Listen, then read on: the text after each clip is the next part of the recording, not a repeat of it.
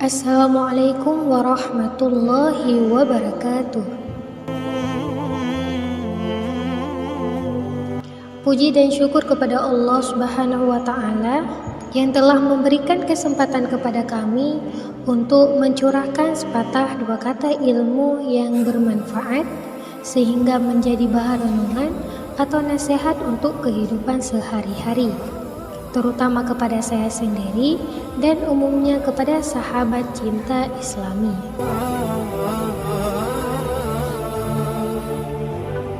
Pada kesempatan yang berbahagia ini, kami akan membahas mengenai jenazah wanita melahirkan saat dimandikan.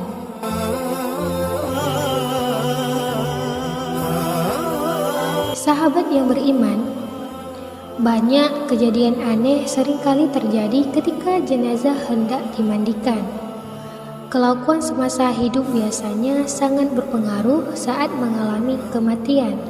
Tidak semua sama dan tidak bisa dipukul rata.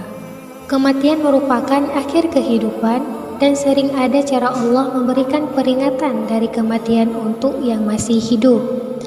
Seperti kisah nyata yang dituturkan wanita satu ini. Wanita itu berprofesi sebagai pemandi jenazah, namanya Nurhayati Ibrahim. Ia menceritakan selama 16 tahun menjadi pemandi jenazah, ia pernah mengalami peristiwa yang tidak bisa ia lupakan.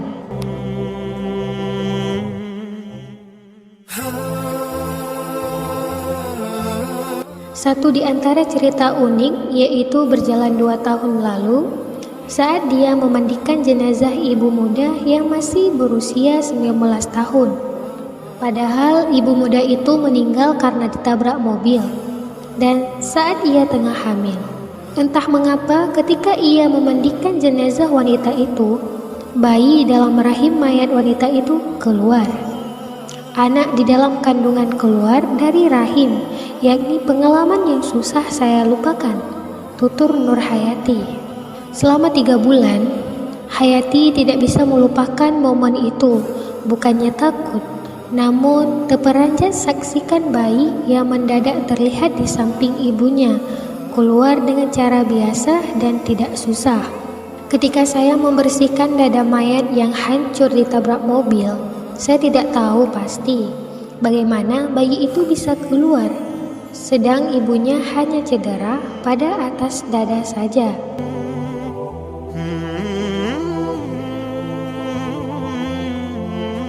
Nurhayati yang juga guru ngaji di Masjid Cendrawasih Kuantan Malaysia ini sudah biasa dengan pengalaman unik. Satu di antaranya yaitu memandikan jenazah dengan mayat pengidap HIV dan juga korban pembunuhan, bahkan hanya tinggal kerangka saja.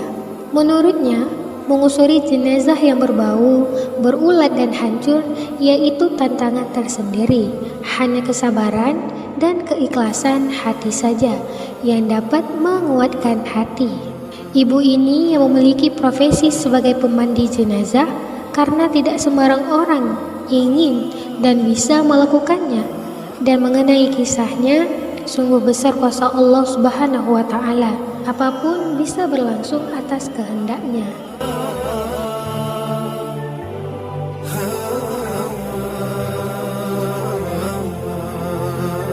Sahabat yang beriman, begitu juga pada zaman Imam Malik terdapat seorang wanita yang sangat buruk akhlaknya.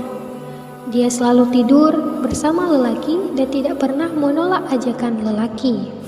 Sehingga ketika kematiannya tiba, ketika dia dimandikan oleh seorang wanita yang memang kerjanya memandikan mayat, tiba-tiba tangan si pemandi mayat itu terletak di kemaluan mayat itu.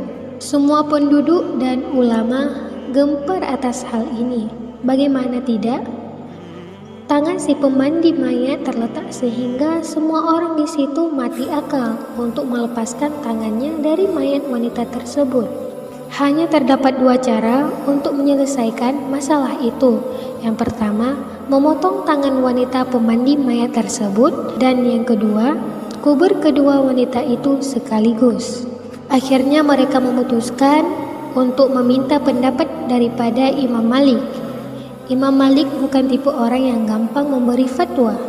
Pernah ada satu ketika, Imam Malik mendapat 40 pertanyaan, tetapi yang dijawab hanyalah cuma ini, menunjukkan bakal berhati-hatinya dan betapa sensitifnya beliau dalam isu agama. Imam Malik bertanya kepada wanita si pemandi mayat itu, bahwa adakah dia berkata apa-apa kepada si perempuan tersebut. Pemandi mayat itu berkata bahwa dia mengatakan kepada si perempuan itu sewaktu membersihkan tubuhnya, "Berapa kalilah tubuh ini sudah melakukan zina?" Lalu Imam Malik berkata, "Kamu sudah menjatuhkan tuduhan zina pada wanita tersebut. Sedangkan kamu tidak mendatangkan 4 orang saksi, maka kamu harus dijatuhkan hukuman kudu 80 kali sebatan karena tidak mendatangkan saksi." Selepas wanita pemandi mayat itu dikenakan hukuman 80 kali sebatan, maka terlepaslah tangannya dari mayat tersebut.